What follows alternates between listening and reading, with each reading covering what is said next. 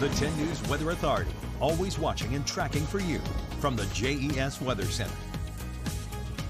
Good afternoon, everyone. Want to start off with your Thursday outlook because that is the day everyone is looking forward to this week.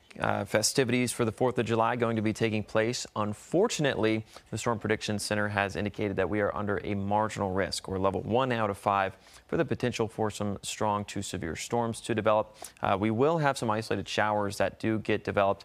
We could see some localized wind damage or some hail damage. Now, the marginal risk expands primarily north of parts of the NRV and south side. However, I don't think that anyone will primarily be out of the threat for some of these showers and storms to come through.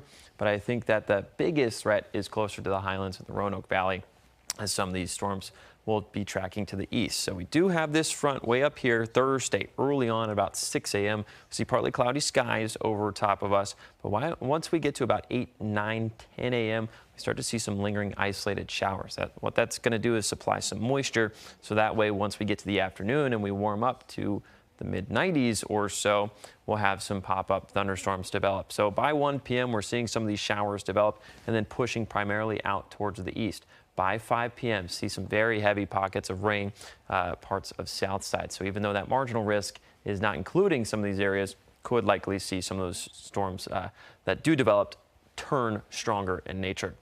Now, something I want to point out, time frame 8 p.m. right here. Notice a lot of the moisture is pushing off towards the east. So this particular model is showing that the NRV is primarily dry, just in time for fireworks. Once we go later in the evening by about 9, 10 p.m., this is where prime time for fireworks is really going to be popping off. So if you're planning on lighting off some fireworks earlier in the evening, I would maybe try and push that back, as some models are trending that the rain is going to be out of here by about 9, 10 p.m. However, updates will be coming out within the next couple of days, depending on those trends. All right. So right now looks pretty good.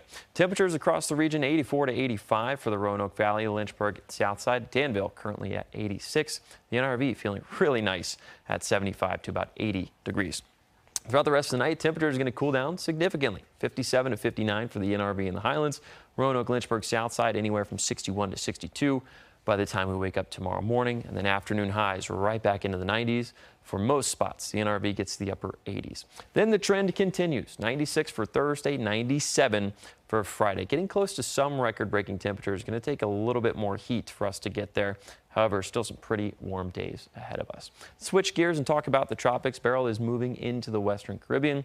It looks to be impacting Jamaica within the next 24 to 36 hours. Here's the latest advisory. Came out at 5 p.m. The new track will come out at 10, but max winds now down a little bit to about 155. So still a very, very strong high-end Category 4 hurricane with pressure at 943 millibars. The lower the pressure, the more intense the storm. And it's moving pretty quick at about 22 miles per hour. Here's a look at some of the models that are trending, basically taking over the Yucatan Peninsula of parts of the Gulf Coast and then bring it into the Gulf of Mexico. But there's two mechanisms that we're watching that are going to be steering this thing. High pressure that's currently over top of us and an approaching front that will move in later this weekend across parts of the country, so that could shift it into parts of the Gulf Coast states. We'll have to wait and see with the National Oceanic and Atmospheric Administration currently having their hurricane hunters fly through Beryl right now. So we'll get some new information here in just a couple of hours.